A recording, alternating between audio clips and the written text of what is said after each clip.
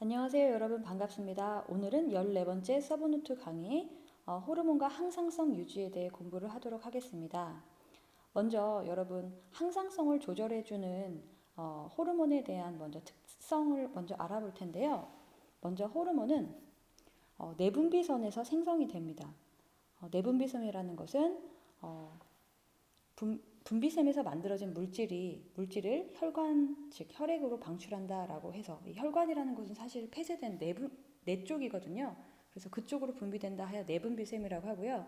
이 내분비샘에서 생성된 호르몬이 금방 얘기했듯이 혈액을 타고 이동을 합니다. 그리고 온몸을 돌다가 그것의 단백질 입체 부위에 딱 맞는 수용체를 가지고 있는 표적 세포에서만 작용을 합니다. 이게 바로 호르몬의 특성입니다. 이것을 그림으로 그려서 다시 한번 표현해 보도록 하겠습니다. 자, 혈관 그렸고요. 내분비샘 A와 B 그렸습니다. 내분비샘 A에서는 분홍색 단백질 호르몬, 내분비샘 B에서는 동그란색 성분은 단백질 호르몬을 이렇게 분비해서 이들이 이제 혈액을 타고 돌아다닙니다. 그러다가 분홍색 그 호르몬 A는 그것과 입체 구조가 맞는 수용체, 즉 열쇠와 자물쇠 관계처럼 표적세포 니은에 수용체가 있어서 거기에만 딱 결합합니다. 그 다음에 동그라미 내분비샘 B에서 형성된 호르몬은 표적세포 기역에 수용체가 맞기 때문에 자, 이게 바로 호르몬이 제 아무리 혈액을 혈관 온몸을 순환한다고 해도 본인에게 맞는 표적세포에서만 작용하는 원리입니다. 자, 두 번째 호르몬 특징은 호르몬은 소량 아주 미량으로 생리작용을 조절합니다. 그래서 이것보다 많을 경우엔 과다증, 적을 경우에는 결핍증, 많을 경우에 예를 들어 생장호르몬 많이 나오면 거인증, 적을 경우에는 외소증, 말단 비대증, 과다증, 거인증, 그 다음에 결핍증으로는 외소증 이런 거 있겠죠. 우리가 흔히 난쟁이라고 하는 그렇게 과다증과 결핍증을 가지고 있고 세 번째 척추동물 사이에서 종특이성이 없습니다. 자, 이 말은 통용될 수 있다라는 건데 그 간단한 예가 돼지나 소의 인슐린을 한때 사용했잖아요. 지금 유전공학으로 유전자 제조업을 통해서 이제 대량 복제가 가능하지만 물론 단백질의 그 구조에는 약간 차이는 있다고 합니다. 완벽하게 사람 것과는 일치하지 않지만 한때 많이 사용했고요. 종특성이 없다. 이것도 하나의 특성입니다. 자, 다음 내분비샘과 외분비샘에 대해서 알아보도록 할게요. 호르몬처럼 혈액으로 방출하는 분비액을 만드는 곳을 내분비샘이라고 하고 혈액으로 방출하지 않고 특별한 분비 도관을 통해서 체외로 방출을 하거나 이런 것을 외분비샘이라고 합니다. 보통 호르몬이 내분비샘이고 외분비샘은 땀샘, 샘자로 끝나는 거 침샘, 소화샘 이런 것들이거든요. 자, 오른쪽 사진 한번 봐주세요. 내분비샘은 먼저 가장 오른쪽 보면 혈관에 배출을 하죠. 그런데 외분비샘은 보면은 특별한 분비 도관을 통해서 분비되는 모습이 보일 겁니다, 여러분. 자, 다시 한번 내용 한번 정리해 보도록 할게요. 자, 먼저 내분비샘. 내분비샘이란 혈관으로 또는 혈액으로 이동 방법은 혈액의 순환이니까 자, 혈관이란 안으로 호르몬을 분비하죠. 그래서 별도의 그 호르몬 등이 이동하는 분비관이 있는 게 아니라 혈관을 타고 이동합니다. 오른쪽 그림 한번 봐주세요. 혈관, 혈액 속으로 방출하는 모습이 보이죠. 두 번째 외분비샘은 이 분비물이 만들어지면 특정 분비관으로 분비를 합니다. 맨 오른쪽 보면은 분비세포에서 검정색 분비물을 만들어서 분비하는 게 보이죠. 이게 분비하는 장소가 이제 이 분비 도관이 바깥으로 분출되는 경우가 보통 땀샘이고요. 그 다음에 예를 들어서 침샘은 이 바깥쪽이 입이겠죠. 위샘이 이 바깥쪽이 이제 위 내부 음식물이 섞인 공간이 되겠죠. 예, 그래서 이게 외분비샘입니다. 자, 그 다음 호르몬과 신경을 비교해 보도록 하겠습니다. 왜 갑자기 호르몬과 신경을 비교하지? 라고 생각할 수 있는데, 우리가 지금 배우는 제목이 뭐예요? 항상성 유지가 사실 최종 목적지거든요. 항상성을 도대체 누가 항상성을 조절해 주냐라고 하면, 간내의 시상업의 명령을 받아서 누가 이를 수행하냐, 호르몬과 신경이 상호 보완적으로 협조해 가면서 이런 기능을 조절하기 때문에 우리가 여기서 비교를 해야 됩니다. 신경은 우리가 배웠잖아요. 신경계에서 이번 1차 고사 시험범위기도 하고요.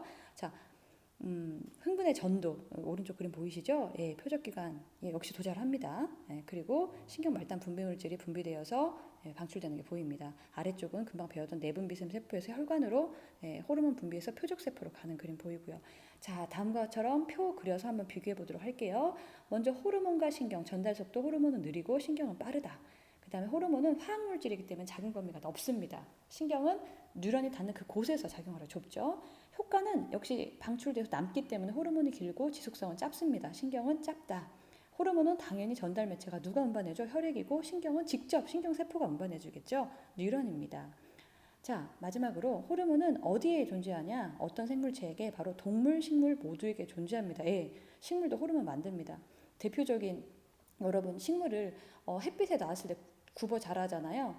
굴성이라고 하는데 옥신 호르몬 때문이거든요. 예, 식물은 호르몬 동물처럼 분비되고요. 신경은 동물에게만 존재합니다. 여러분 표 한번 정리 잘 해둬보세요. 자, 그 다음에 사람의 내분비샘과 호르몬, 드디어 우리가 사람의 내분비샘을 배우는군요. 여러 가지 호르몬이 나오고 먼저 어떤 내분비샘들이 있는지 우리가 하나씩 살펴보면서 알아보도록 할게요. 먼저 가장 머리 위쪽에서 눈에 위치했었던 중추가 뭐였죠? 예, 시상부에 달려있는 중추에 있지만 절대 중추 아닌, 그렇죠, 뇌하수체 기억합니까? 뇌하수체에는 전엽이 있고 후엽이 있습니다. 예, 전엽에 호르몬들이 있는데 특별히 선생님이 별표 친 거 이거 꼭 알아두도록 하세요. 그 다음 뒤쪽에 후엽인데 항인 호르몬도 매우 중요합니다. 차차 기능 알아볼게요. 그 다음에 쭉 내려가면 목 쪽에 있는 갑상샘, 티록신, 나비 모양의 갑상샘 보이죠? 티록신 보이고요. 그 다음에 신장이 붙어있다, 부신, 신장의 부속기관 해서 부신이라는 의미인데 겉대 부분과 속 부분에서 나오는 호르몬 다릅니다. 알아두도록 하시고요. 그 다음 이자의 알파세포, 베타세포, 그 다음에 성호르몬인데 이건 다루지 않겠습니다. 자, 내용 한번 정리할게요. 자, 먼저 머리의 중추 쪽에 위에서부터 살펴보겠습니다. 있었던 뇌하수체 앞부분과 뒷부분이 있는데 앞부분은 전엽이라고 합니다. 전엽에는 여러 가지 호르몬이 분비되는데 저는 여기서 갑상샘 자극 호르몬 먼저 다루겠습니다. TSH라고 합니다. 티로이드 스티뮬러스 호르몬의 약자입니다. 자, 기능은 티록신을 분비합니다. 티록신은 이따 배우겠지만 갑상샘 호르몬입니다. 한마디로 갑상샘 자극해서 티록신을 분비하게 하는 호르몬이고요. 두 번째 제가 중요하다고 생각한 호르몬은 부신 겉질 자극 호르몬입니다. 약자로 ACTH고 부신, 신장의 부속기관이 있죠. 모자 모양으로 신장을 덮고 있는, 콩팥을 덮고 있습니다. 콩팥, 신장 같은 말이고요. 자, 여기에서 코르티코이드 분비를 촉진합니다. 그럼 코르티코이드는 네, 부신 겉질에서 나온 호르몬입니다. 전엽은 이 내분비샘을 자극하는 호르몬들을 분비하는 거구나라고 생각하면 좋겠죠. 자, 전엽 호르몬 많지만 일단 제가 중요하다고 생각하는 두 가지 먼저 다뤘습니다. 그 다음 뒤쪽에 후엽인데요. 예, 간느 시상하부에 달려있는 뇌하수체 후엽입니다. 자, 호르몬을 직접 생산하지 않아요. 이 무슨 말이냐? 전엽은 전엽이란 내분비샘을 생산되는데 정확하게 공부하면 후엽은요, 뇌하수체에서 아니 간느 시상하부에서 만들어진 호르몬이 뉴런을 타고 말단 분비 물질입니다. 이것이 후엽을 통해 분비되는 겁니다. 사설에서 지엽적인 문제로 나오긴 하는데 글쎄요, 평가원 이런 데서는 아직 본 적은 없는데 아무튼 그래도 알아두세요. 간내 시상하면서 만들어진 호르몬이 후엽을 통해 분비되는 것이다. 오른쪽 보면 뇌하수체 후엽 위치 보이죠? 기능은 네, 항인 호르몬을 생성합니다. 항인 호르몬을 분비합니다. 항인 호르몬 병원에서는 바소프레신이라고 얘기하죠. 그 다음에 약자는 ADH입니다. 뭐 안티다이어렉 호르몬 이런 뜻인데 ADH도 많이 씁니다. 꼭 기억하세요. 자, 기능은 뭐냐? 표적세포, 표적기관이 콩팥입니다. 콩팥은 뭐에? 수분을 재흡수하는 호르몬입니다. 수분을?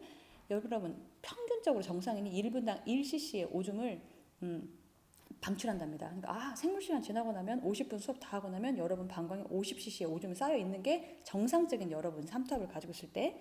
그런데 여러분이 갈증 나요. 갈증이라는 건 여러분 혈액에 짜다라는 증거거든요. 갈증 나면 이 ADH 호르몬 많이 나와서 여러분 혈액으로 오줌될 물을 재흡수합니다. 그러면 1분에 1cc 오줌이 안 나오기 때문에 오줌이 농축된 소량의 오줌이 나오겠죠. 예, 그 역할을 해주는 게 ADH입니다. 자, 사람의 다음 내분비샘 보면 머리에서 이제 목 쪽으로 갈게요. 갑상샘, 나비 모양의 갑상샘입니다. 갑상샘에서는 티록신이라는 호르몬이 나옵니다. 티록신의 주요 성분은 I라고 쓰죠. 아이오딘이라고 있습니다. 주 성분은 아이오딘이고 어디에 많아요? 예, 해조류인 미역 같은 데 많이 들어있습니다. 그러니까 단백질의 주성분은 호르몬의 주성분은 단백질인데 여기에 특수하게 이제 이러한 그 무기염료를 필요하다라는 거겠죠. 그리고 우리 그 기능, 구체적인 기능은 물질 대사를 촉진합니다. 물질 대사에 동아이와 되게 많은데 뭐지? 이화작용 촉진합니다. 세포호흡. 세포호흡 뭐예요? 40%의 ATP와 60%의 열에너지죠. 티록신 많이 나오면 열에너지 많이 발생? 그렇죠. 체온 조절 호르몬으로도 추울 때 많이 방출됩니다. 특히 어린 신생아들은 티록신에 의존을 해서 체온을 많이 유지한다고 하네요. 갑상샘에서 나오는 호르몬이 보통 티록신만 언급하기도 하는데 저는 하나 더 언급할게요. 칼시토닌이라고 하는 혈중 칼슘 농도를 조절해주는 호르몬도 분비합니다. 낮춰줍니다. 실제 정상적인 혈액 중 칼슘이 있다면 이 농도가 너무나 높을 때 낮춰줍니다. 여러분, 칼슘은 뼈에만 있는 게 아니에요. 혈액에도 있습니다. 칼슘이 제대로 없으면 여러분 가끔씩 여러분 얼굴에 미세경련, 근육이 나도 모르게 떨려요. 예, 칼슘이나 칼륨, 나트륨 농도의 불균형적일 때 이런 현상이 나타납니다. 자, 그래서 갑상선에서는 칼시토닌이 나오고요. 그 다음에 계속해서 갈게요. 갑상샘에 이렇게 박혀있는 콩알 모양으로 4개씩 좌우 대칭 박혀있는 기관을 부갑상샘이라고 하는데 여기서는 파라토르몬이 나옵니다. 그런데 칼시토닌과 이 파라토르몬은 서로 기량작용합니다. 여러분, 기량이란 말이죠. 서로 상반적인 기능입니다. 파라토르몬은 칼시토닌과 반대로 혈중 칼슘 농도를 높여줍니다. 즉 혈액으로 칼슘을 가져오는 녀석이 파라토르몬이고 혈액에 있는 칼슘을 뼈로 가져오는 호르몬이 칼시토닌입니다. 다시 말해 칼시토닌이 부족하면 뼈에 칼슘이 부족하다는 거예요. 그래서 골다공증 걸릴 수 있습니다. 그러면 파라토르몬은 뭐 필요 없는 건가? 라고 생각하는데 파라토르몬 호르몬이 부족하면 칼슘 농도가 부족해요. 혈액에. 그래서 근육 미세 떨림 같은 게 잘 나타나고 여러분 그런 현상이 있었죠. 나트륨, 칼륨 부족하면 막 미세하게 근육이 떨립니다. 그래서 항상 필요한 호르몬입니다. 다음 계속해서 부신 가볼게요. 부신은 콩팥에 붙어있다, 신장에 붙어있다 해서 부신이라는 단어를 얻었고 겉부분을 겉질이라고 하고 속부분은 속질이라고 합니다. 겉부분에서는 두 가지 호르몬이 나오는데 바로 무기질 코르티코이드와 그 다음에 당질 코르티코이드가 나옵니다. 자, 계속해서 갑니다. 무기질 코르티코이드는 콩팥에서 역시 콩팥에서 나트륨을 재흡수를 촉진합니다. 그래서 이 혈액으로 흡수하는 거죠. 혈액 속 나트륨이 부족할 때 이렇게 하거나 삼투압 현상을 조절할 때 이런 일이 일어나고요. 그 다음 당질 코르티코이드는 혈당량을 높여준 호르몬입니다. 여러분 이제 이제 본격적으로 호르몬들에서 혈당량 조절 호르몬을 총 4개를 배우는데 이 중에서 3개가 혈당량을 높이는 데 사용되는 호르몬이고요. 단 1개가 혈당량을 낮추는 데 사용하는 호르몬입니다. 처음 나왔습니다. 혈당량 높이는 호르몬 당질 코르티코이드입니다. 여러분 꼭 기억해 주세요. 자, 두 번째. 부신의 속부분을 속질이라고 합니다. 여기선 에피네프린이라는 호르몬이 나옵니다. 아드레날린이죠. 여러분 이거 기억해야 되는데 예전에 교감신경, 신경절 이후 누련 말단에서 여러분 어떤 호르몬 나왔어요? 한번 얘기해 보세요. 네. 노르에피네프린 나왔습니다. 사실은 노르에피네프린도 나오고 에피네프린도 나오는데 최근 교과서에 노르에피네프린만 나오거든요. 그래서 우리는 그렇게 배웠고요.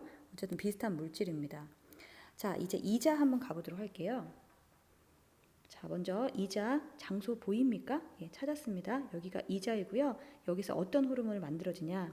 먼저 이자는 알파세포와 베타세포로 이루어진 랑게르한스라는 사람이 발견한 랑게르한스 섬이다라고 하는 이 조직, 두 가지 세포, 알파, 베타세포에서 각각 다른 호르몬이 나오는데 먼저 알파세포에서는 글루카곤이 나옵니다. 혈당량 높여줍니다. 자, 여러분 지금까지 혈당량 높이는 호르몬 3가지 다 배웠네요. 당질 코르티코이드, 에피네프린, 그 다음에 글루카곤. 반대로 베타세포에서는 인슐린이 나오고 혈당을 낮춰줍니다. 여러분 별표 쳐놓고 꼭 외워주세요. 혈당량 높이는 3개, 혈당량 낮추는 1 체크합니다. 자, 그 다음 이제 본격적으로 이제 목적지에 왔습니다. 항상성 조절 기구입니다. 우리가 배웠던 호르몬과 신경계를 이용해서 우리 몸의 중요한 항상성을 유지하는데 자, 먼저 항상성 정의 말해보도록 할게요. 정리해보죠. 항상성이란 우리 1단에서 배웠어요. 생명현상의 특징 중에 하나였습니다. 외부 환경 변화와 관계없이 여러분 3대 항상성 기억합니까? 네, 3대 항상성이라는 말은 없습니다. 제가 지어낸 건데 가장 중요한 우리 교과서에서 많이 나오는 혈당량 체온 삼투압입니다. 혈당량은 혈액의 포도당의 정도 0.1%, 체온 36.5도씨, 삼투압 0.9% NaCl, 그 생리식염소가 농도 같다고 했죠. 이제 이러한 것을 등을 체내 환경을 일정하게 유지하려는 성질, 이걸 항상성이라고 하는데 생명과학 전공했으면 항상성의 정의 정도는 꼭 알아두세요, 여러분. 알겠죠? 자, 그 다음 항상성 조절 중추. 우리가 그 중추신경계 할 때 배웠거든요. 네, 간뇌이죠. 정확히 간뇌 시상 하부 쪽. 자, 그 다음 두 번째 항상성을 그럼 조절해준 이 중추의 명령을 누가 어떤 식으로 누가 그 일을 직접 수행해? 라는 말입니다. 조절자는 내분비계, 즉 호르몬과 신경계, 우리 신경 배웠죠? 이겁니다. 그 다음에 항상성 유지 원리는 이제 배웁니다. 피드백과 기량작용입니다. 여러분 피드백이라는 단어 아세요? 예전에 저희 선생님 학창 시절에 피드백 쪽지 하면은 여기에 애들한테 제 이름 써가지고 하얀 백지 주면 여기에 넌 뭐 1년 동안 어땠어 쭉 본인 메시지를 적어서 결국 나한테 돌아올 때 우리 피드백지라고 많이 불렀었는데, 피드백이란 결국 결과가 자기에게 다시 돌아오는 겁니다. 어떤 건지 이따 자세히 알아볼게요. 기량작용은 서로 상반적인 기능이라고 얘기했었죠. 교감신경과 부교감신경처럼, 방금 전에 배웠던 인슐린과 글루카곤처럼 정확히 상반되는 기능을 할 때 기량작용이다라고 합니다. 자, 그럼 피드백 한번 정의해 볼게요. 자, 적으세요. 어떤 과정에 의한 결과가 다시 그 과정, 즉 또는 원인에 영향을 주는 현상을 피드백이다라고 합니다. 이 호르몬이 나와서 체온이 높아졌어요. 또는 이 호르몬이 나와서 물질 대사가 촉진되었어요. 그럼 계속 촉진되면 안 되잖아요. 이게 간내의 시상하부, 중추로 피드백 되어서 다시 줄여주는 현상이겠죠. 자, 피드백에는 크게 음성 피드백과 양성 피드백이 있습니다. 먼저 음성 피드백이란 우리 일반적으로 생각하는 게 음성 피드백인데, 결과가 원인을 약화시키는 거예요. 꼭 약화라고 생각하면 이게 참 어색한 표현인데, 만약에 결과가 너무나 많으면 원인을 자극해서 다시 쭉 낮아지는 방향으로 결국 돌아오고요. 또는 결과가 너무 작을 때는 다시 앞을 촉진시켜서 쭉 커지는 방향. 그래서 호르몬이 항상 균형적으로 조절되는 겁니다. 이것을 음성 피드백, 우리 몸의 90% 이상이 다 피드백이다라고 하면 음성 피드백을 얘기하는 겁니다. 자, 반면에 양성 피드백은 거의 없습니다. 우리 몸에서. 그런데 일단 정의해보면 결과가 원인을 강화시키는 방향으로 작용하고, 너무 특이한 경우고요. 대표적으로 자궁근 수축 호르몬입니다. 아기 낳을 때 나오는 호르몬이거든요. 옥시토신이라고 하는데 뇌하수체 후엽에서 만들어집니다. 기억해요? 뇌하수체 후엽 호르몬, ADH 항인 호르몬. 네. 걔 만들어진 장소거든요. 바로 뇌하수체 후엽에서 만들어진 호르몬인데 아기 낳을 때 나옵니다. 아기 낳을 때 자궁근 수축 호르몬이 많이 나왔다고 해서 음성 피드백처럼 결과가 많으니까 다시 원인을 통제시켜라고 하면 아기가 나오다가 힘들어지겠죠. 이 호르몬이 줄어드니까. 근데 이 호르몬이 나오면 자궁근이 10번 수축했어요. 그러면은 뇌하수체 간내 시상으로 돌아가서 더 많이 나오게 하면 20번 수축했어요. 더 많이 나오게 합니다. 30번. 계속해서 옥시토신은 늘어나다가 결과가 딱 산출됩니다. 이렇게 출산이라는 결과가 산출되면 이제 옥시토신이 쭉 줄어들겠죠. 그래서 대표적인 게 바로 양성 피드백의 대표적인 게 이런 옥시토신을 예를 들 수 있겠습니다. 자, 다음 우리가 티록신, 즉 갑상샘 호르몬의 분비량을 조절을 통해서 음성 피드백을 한번 이해해 보도록 할게요. 여러분, 우리가 배우는 지금 호르몬 등은 성호르몬을 제외하고는 대부분이 다 단백질 성분인데요. 특별히 티록신 같은 경우는 단백질 외에도 매우 중요한 성분이 있는데 바로 요오드. 자꾸 제가 요오드라고 하는데 아이오딘입니다. 아이오딘. 해조류에 많이 들어있는, 영어 아이로 쓰고요. 아이오딘이 반드시 필요한 필수 성분입니다. 자, 이것이 어떻게 우리 몸에서 조절되는지 알아볼 텐데, 다시 한번 티록신은 갑상샘 호르몬입니다. 기능은 이화작용, 즉 물질 대사, 체온도 증가시킬 수 있겠죠. 이런 호르몬입니다. 자, 먼저 쭉 이 내용 한번 기록해 주세요. 간내의 시상하부에서 자극해서 뇌하수체 전엽에서 누구를 자극해요? 갑상샘을 자극합니다. 자, 그런데 간내의 시상하부에서 뇌하수체 전엽을 자극할 때 TRH가 나옵니다. TRH는 약자인데요. TSH와 RH의 합성어입니다. 그러니까 TSH는 갑상샘 자극 호르몬, 티로이드 스티뮬러스 호르몬의 약자예요. 그리고 릴리싱 호르몬, 방출 유도 호르몬 뭐 이런 뜻인데, 한마디로 TSH를 방출 유도하게 하는 1차 호르몬이다라는 의미입니다. 그래서 TRH라고 이렇게 정리할 수 있겠고요. 이것이 간내의 시상하면서 나오면, 증가하면 뇌하수체 전엽이 자극되어서 뇌하수체 전엽에서 TSH가 나오면 이 TSH가 갑상샘을 자극하고, 이 갑상샘에서 이제 드디어 그 티록신이 나오면, 티록신이 나오면 표적세포, 표적기관에서 물질대사, 이화작용 또는 세포호흡이 증가되겠죠. 대표적인 물질대사 기관, 표적세포는 간과 근육이고요. 표적기관은. 자, 이게 바로 티록신이 분비되는 그 과정인데요. 만약에 이렇게 해가지고 티록신이 과다 분비가 되었습니다. 그럼 어떻게 될까요? 음성 피드백 처음으로 돌아갑니다. 결과가 산출되어서 원인을 억제합니다. 어떻게? 간내의 시상하부에 반영되어 억제하고, 네, 그러면 TRH 줄어들고 뇌하수체 전엽에서 또 TSH 줄어들고, 또 그럼으로써 갑상샘에서 티록신량 줄어들겠죠. 그럼 또 어떤 부족시라는 신호가 입력되겠죠. 그렇게 되면 이제 촉진하라라는 의미입니까? 간내의 시상하부에서 TRH 증가하고 뇌하수체 전엽에서 TSH 증가하고 다시 갑상샘에서 티록신 증가하면 또 물질 대사 증가하겠죠. 그러면 또 피드백이 돌아갑니다. 이런 식으로 늘 평균값을 너무 넘지 않고 적당하게 오르락 내리락 하면서 물질 대사량을 조절하는 겁니다. 자, 그렇다면 여기서 좀 응용해 볼게요. 티록신 분비 조절 이상인데요. 우리가 흔히 갑상샘 비대증이라고 합니다. 여러분 사진이나 뭐 과학책자 이런 데서 혹시 갑상샘 이 목 쪽이 뚱뚱하게 비대해진 사람들 사진 봤습니까? 특별히 그 사람들 어떻게 생겼어요? 예, 약간 까무잡잡하면서 예, 몽고지대 사람. 예, 맞아요. 고산지대. 무슨 말이지? 바닷가에서 먼 거리의 사람들이 특히 이 병에 많이 걸립니다. 왜? 아이od인이 부족하니까. 해조류를 잘 못 먹으니까. 지금은 우리가 가공식품 형태로 또 워낙 교통이 발달해서 어디서든 바닷가 음식을 먹을 수 있지만 예전에는 안 그랬을 거 아니에요? 그걸 한번 생각해 보세요. 이 사람이 평상시에 아이오딘 섭취량이 상당히 부족합니다. 몸 자체에서 뭘 못 만들겠습니까? 그렇죠. 늘 티록신을 못 만듭니다. 늘 아이오딘이 부족합니까? 부족하니까. 그러면 늘 어떤 신호만 가겠어요? 야, 늘 티록신이 부족해 라는 신호가 들어가겠죠. 즉 촉진 좀 시켜줘 라는 신호가 들어가겠죠. 그러면 늘 어떤 피드백 사이클만 도냐면 간내의 시상합에서 TRH 증가, 뇌하수 전입에서 TSH 증가, 갑상샘에서 티록신 증가해야 되는데 못 만들어요. 아이들이 부족하니까. 그러니까 우리가 원래 배우던 정상 사이클이 아니라 티록신 여전히 부족해 라는 신호가 또 들어가겠죠. 그럼 TRH 또 증가, TSH 또 증가. 계속해서 누구만 자극을 받는 거예요. 갑상샘이 계속 세포 자극을 받기 때문에 체세포들이 엄청 촉진됩니다. 네, 그러면서 갑상샘이 커지는 거죠. 이게 갑상샘 비대증입니다. 네, 두 번째 우리 몸의 항상성을 조절해주는 기호가 두 번째 기량작용인데요. 이건 이미 배웠던 거잖아요. 교감신경과 부교감신경 할 때. 네, 그렇더라도 다시 한번 정의. 자, 써볼게요. 상반된 두 작용에 의해 상반된 두 작용이라는 게 가장 중요해요. 그 길항이라는 의미거든요. 항상성 변화폭을 최소화시켜 조절하는 작용이죠. 무슨 말이냐?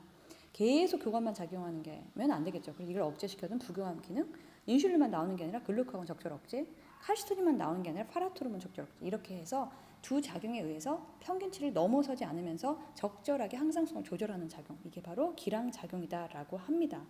대표적인 예 금방 얘기했는데 적어볼게요. 교감신경 대 부교감신경, 그 다음에 혈당량을 낮춰주는 인슐린 대 글루카곤, 그 다음에 혈액의 칼슘 양이 높을 때 이 칼슘을 갖다가 뼈로 가져가는 뼈 튼튼해지는 호르몬 바로 칼시토닌 대 뼈에서 칼슘을 가져오는, 그래서 이거 너무 많이 나오면 또 골다공증 걸리는데 바로 혈액에도 어느 정도의 칼슘이 필요하다 했던 그 호르몬 파라토르몬. 한마디로 칼시토닌은 뼈를 위한 칼슘이고 파라토르몬은 혈액을 위한 칼슘량을 늘리는 호르몬이에요. 이것들이 적절하게 양을 조절한다. 이걸 바로 기량적이다, 기량작용이다 라고 합니다.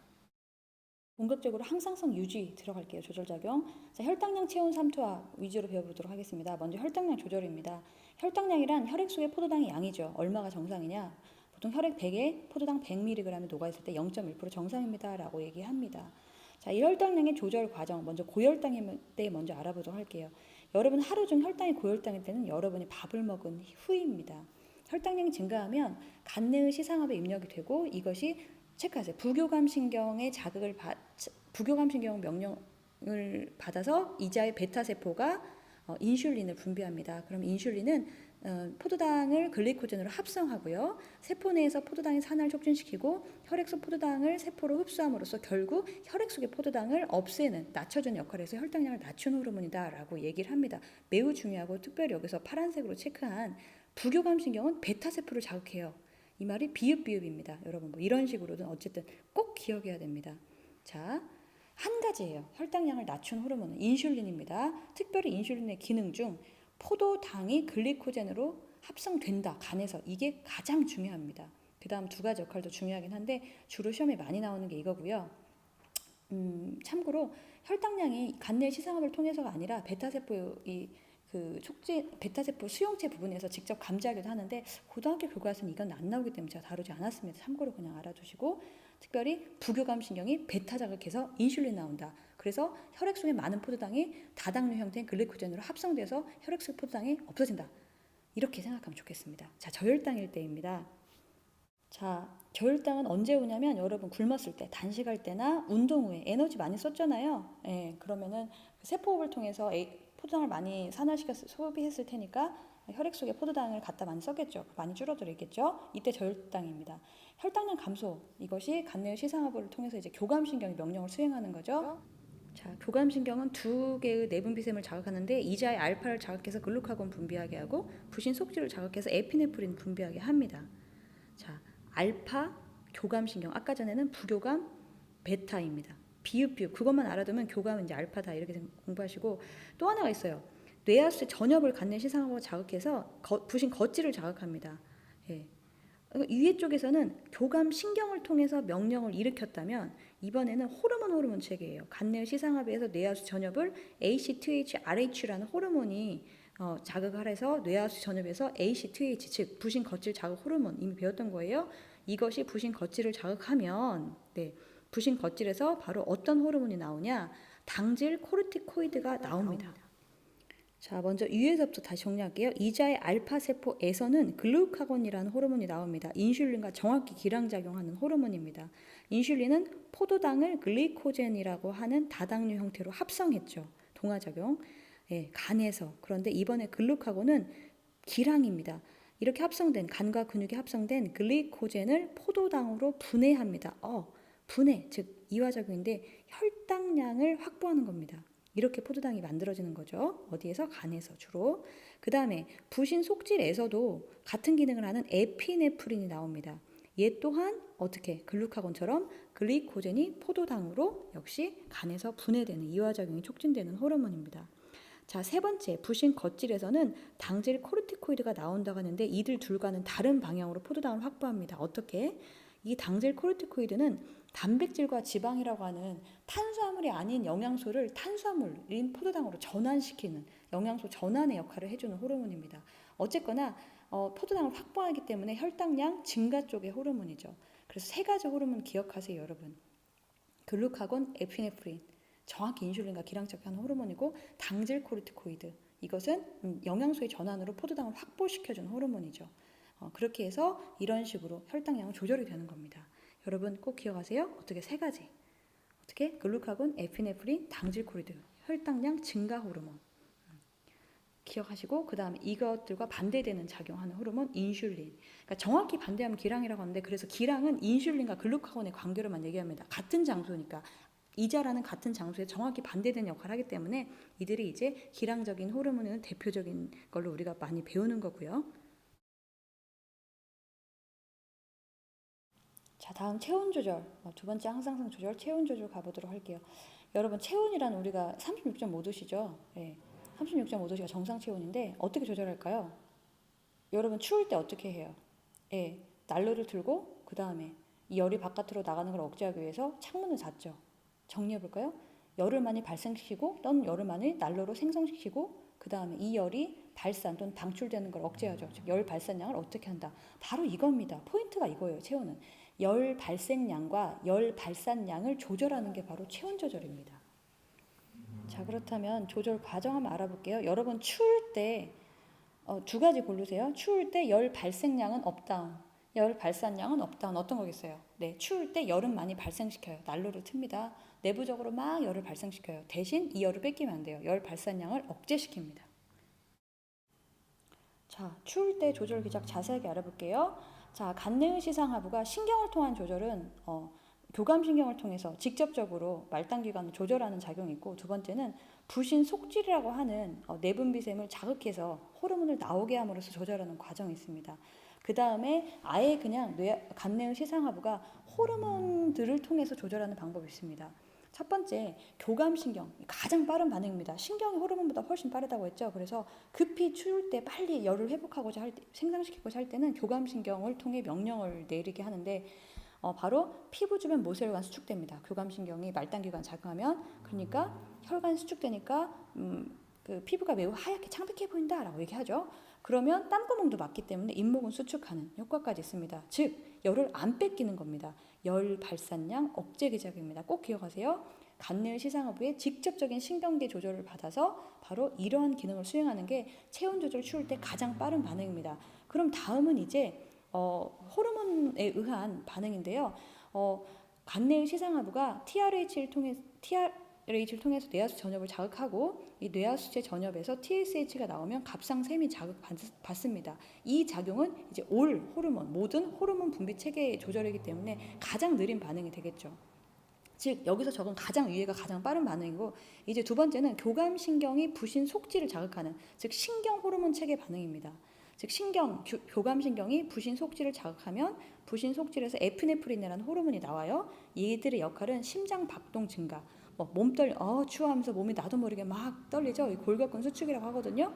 몸떨림 증가. 그 다음에 또 하나 물질 대사, 이화작용, 세포호흡 증가 됨으로써 이건 뭐예요? 몸을 막 떨고 심장박동 빨라지고 물질 대사, 열에너지 60% 막 나오죠. 열 발생량 증가입니다. 또 유사한 반응인데 갑상샘에서 티록신 나와가지고 이것도 역시 물질 대사 증가, 세포호흡 증가, 열 생성입니다. 다시 말해서 이들은 지금 제가 적은 모든 것들은 열 발생량을 증가, 즉 난로를 켜는 행위이고, 아까 위에서 배웠던 교감신경이 피부 주변 모세혈관 수축한 이 반응은 이렇게 생성된 열을 발산하는 걸 억제시키는 반응입니다. 그런데 가장 빠른 반응은 얘기했다시피 호르몬 체계에 의한, 그 다음에 다시 한번 정정합니다. 가장 빠른 반응은 신경에 의한, 제가 한번 파란색으로 신경을 표시해 보도록 할게요. 호르몬이 혈액으로 분비하기 때문에 저는 보통 빨간색을 많이 사용하거든요. 이렇게 파란색으로만 이루어진 가장 위의 반응이 가장 빠르게 나타나는 반응이고요. 그 다음에 신경 호르몬 체계, 이 두 번째 반응이 조금 그 다음에 빠른 반응이고, 아예 맨 마지막에 올 호르몬 체계, 호르몬에 의해서 쭉 나오는 이 반응 가장 느리지만 지속성이 가장 길겠죠. 자, 이런 식으로 추울 때 우리 체온을 조절해 줍니다. 여러분 꼭 기억하세요. 열 발산, 억제, 열 발생, 증가. 이게 바로 추울 때 조절 기작입니다, 여러분. 자, 계속해서 더울 때 가볼게요. 더울 때는 반대입니다. 훨씬 간단해요. 자, 난로 틀면 안 되겠죠. 열 발생량 억제. 그 다음에 창문 열어놓고 시원한 바람 막 쐬야겠죠. 열 발산량 증가입니다. 자, 이 조절 기작을 한번 구체적으로 알아보도록 하겠습니다. 자, 먼저 간내의 시상하부에 지금 더운 온도가 혈액을 통해서라든가 이렇게 수용이 되었습니다. 자, 그랬을 때 여러분 이번에는 부교감신경이 아니에요. 교감신경 기능이 완화가 됩니다. 교감신경 기능이 완화라고 적었고요. 완화가 되면서 아까 전에 배웠던 방법의 반대 방향으로 적어보면 되겠어요. 피부 주변 모세혈관 확장됩니다. 그래요. 피부 붉어집니다. 운동하고 났을 때 막 더울 때 얼굴이 빨개지는, 말단 특히 모세혈관이 되게 확장되니까 피부가 붉어지고 만져보면 되게 뜨끈뜨끈하죠. 왜? 열이 막 빠져나가고 있는 거예요. 그리고 이완되기 때문에 역시 땀구멍 커지겠죠. 이 땀샘의 옆에 있는 털을 잡아주는 것을 임모근이라고 하는데, 이완되면서 땀샘이 벌어집니다. 땀이 나면서 또 열 발산량이 증가하겠죠. 결국 이 역할은 열 발산량이 증가시키는 교감신경 이완 기능의 완화 작용이다. 그 다음에 이제 반대로 아까 전에 티록신 나온다고 했는데 모든 게 다 억제되는 겁니다. TRH 억제, 그래서 뇌하수체 전엽에서 TSH 억제, 줄어든다. 그렇다면 갑상샘에서 티록신 감소, 그럼으로써 물질대사 감소, 이것은 열 발생량이 감소되는 거겠죠. 자, 정리해보면 열 발산량 증가와 열 발생량 감소 시스템으로 이렇게 더울 때 체온을 낮춰주는 겁니다. 자, 다음 삼투압 조절로 가보겠습니다. 여러분 삼투압 1단원수 배울 때 제가 어떻게 기억하라고 했어요? 여러분은 혈당과 체온은 조금 익숙한데 삼투압이란 표현 익숙하지 않거든요. 먼저 정의하면 내려볼게요. 체액 중에 수분량과 무기염류량을 변화시켜 체액의 삼투압을 일정하게 유지. 이건 이제 조절의 방법이고요. 사실 삼투압이라는 것은 체액의 농도입니다.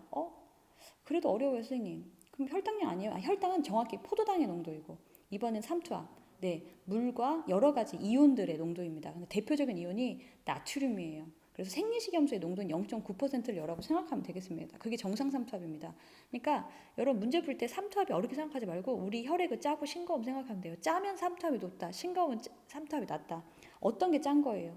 물이 적으면 짜죠. 혹은 나트륨이 많거나. 어떤 게 싱거운 거예요? 즉 삼투압이 낮은 거예요. 물이 많거나, 그렇죠, 나트륨이 적으면 삼투압이 낮다라고 표현하는 겁니다. 결국 여기서 우리가 배우는 것은 삼투압은 혈액에 수분을 첨가할까 첨가하지 않을까, 다시 말해서 수분 조절 호르몬, 수분 재흡수 호르몬인 ADH 가지고 우리가 공부할 겁니다. 자, 먼저 삼투압이 높을 때 과정 알아보도록 할게요. 언제 삼투압이 높을까요? 여러분 우리 한마디로 언제 혈액이 짜질까? 물이 언제 없어질까요? 땀만 흘렸을 때. 맞아요. 땀이 없어지면 여러분 갈증이죠. 갈증은 여러분 삼투압이 높다라는 표현이에요. 그것을 우리가 의식해서 대뇌한테 막 자극하는 거예요. 대뇌가 행동해서 냉장고 가서 물을 꺼내 마신다든가 이런 행위를 하는 거죠. 근데 물을 마시지 못하는 상황이 되었어요. 갈증 때문에 죽을 수는 없잖아요. 그럼 어떻게 됩니까? 나도 모르는 사이에 갈증이 사라져요. 그런 현상 있죠. 물 안 마셨는데 조금 참으니까 괜찮네? 네. 바로 삼투압 조절이 저절로 항상성 조절 과정에 간내의 시상하부 명령을 받아서 나도 모르는 사이에 세포에서 일어났던 겁니다. 자, 작용 볼게요. 간내의 시상하부, 뇌하수체 후엽을 통해서 ADH가 나온다고 했죠. 자, ADH가 증가하면 즉 수분 제흡수 호르몬입니다. 항이뇨 호르몬, 정확한 용어는 항이뇨 호르몬. 왜 항이뇨냐? 수분이 어디로 제흡수해요? 오줌이 될 수분이 혈액으로 제흡수된다고 해서 이뇨, 오줌 나온다, 항, 안티, 반대. 오줌 나오는 거 억제 호르몬이에요 라는 뜻이니까 오줌량은 줄고 혈액의 수분량이 늘어나는 호르몬이겠죠. 정리해보면 콩팥에서 수분 제흡수를 촉진합니다. 자, 그러면 결과적으로 혈액의 삼투압이 낮아지겠죠, 여러분. 그 다음에 우리가 삼투압이 낮을 때 이제 방법 알아볼게요. 삼투압이 낮을 때는 여러분이 물을 많이 마셨을 때나 수분 함량이 높은 과일 등을 먹었을 때 여러분 혈액이 연해집니다. 이때 확실히 오줌이 많이 생성되는 걸 느낄 거예요. 왜? ADH가 잘 안 나오니까 수분을 재흡수 안 했거든요. 내 몸으로. 그래서 그대로 오줌량이 증가한 겁니다. 먹은 만큼, 마신 만큼. 자, 정리해볼게요. 간내의 시상하부, 뇌하수체 후엽에서 ADH 양이 줄어든다. 그러면은 콩팥에서 수분 재흡수가 안 되기 때문에 여기서 수분 재흡수 방향은 오줌이 될 수분을 혈액으로, 혈관으로 재흡수란 뜻이에요. 방향이. 혈관으로 재흡수가 안 되기 때문에 이게 그대로 오줌으로 그대로 나가는 거죠. 그래서 많은 양의 오줌이 나오고 혈액은 정상 삼투압을 회복하는 거죠. 물을 뺏긴 만큼 혈액의 이제 농도가 다시 높아지는 거겠죠. 그래서 혈액의 삼투압은 높아진다라고 이렇게 정리할 수 있겠네요. 자, 그러면 여러분 여기서 중요한 거 하나 질문할게요. 아까 전에 ADH가 증가하면 즉 콩팥에서 수분을 재흡수하면 혈액의 삼투압이 낮아지죠. 왜냐하면은 수분을 혈액으로 재흡수하고 오줌으로는 갈 수분을 재흡수 안 했으니까. 다시 말해 오줌으로 갈 물이 혈관으로 물이 흡수되는 겁니다. 자, 그러면 질문 한번 여러분 한번 생각해 보세요. 혈액량 어떻게 될까요? 생각해 보세요. 평상시 오줌으로 가서 오줌이 분당 1cc가 나와야 되는데 그 오줌이 못 만들어지는 거예요. 그만큼 혈액으로 흡수되었어요. 그렇죠. 혈액량 증가하겠죠. 압력은 혈액량과 혈압은 혈액량이 비례하기 때문에 양이 많을수록 혈압 커집니다. 높아집니다. 꼭 기억하세요. 자, 그 다음에 오줌량은 어떻게 될까요? 혈액으로 갔으니까 물이 오줌량. 오줌으로 만들어질 물이 혈액으로 재흡수되었어. 누구 때문에? ADH 때문에. 그래서 오줌량 줄어들겠죠. 자, 질문입니다. 오줌의 삼투압은 어떻게 될까요? 오줌의 짜고 싱거움 좀 이상하긴 하지만 오줌은 물이 없어졌죠. 그게 혈액으로 갔기 때문에 오줌은 짜지겠죠. 다시 말해서 오줌의 삼투압은 증가하는 겁니다, 여러분. 너무 중요합니다. 반대작용도 여러분 뭐 아실 수 있겠죠? 여러분 꼭 정리하세요. 너무나 중요한 자료입니다.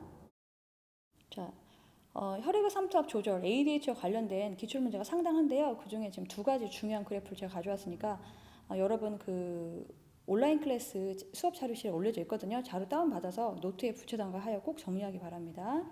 자, 여러분 두 개의 그 그래프, 대표적인 그래프 제시했습니다. 한번 쭉 봐주세요. 그래프 가 먼저 한번 해석해 보도록 할게요.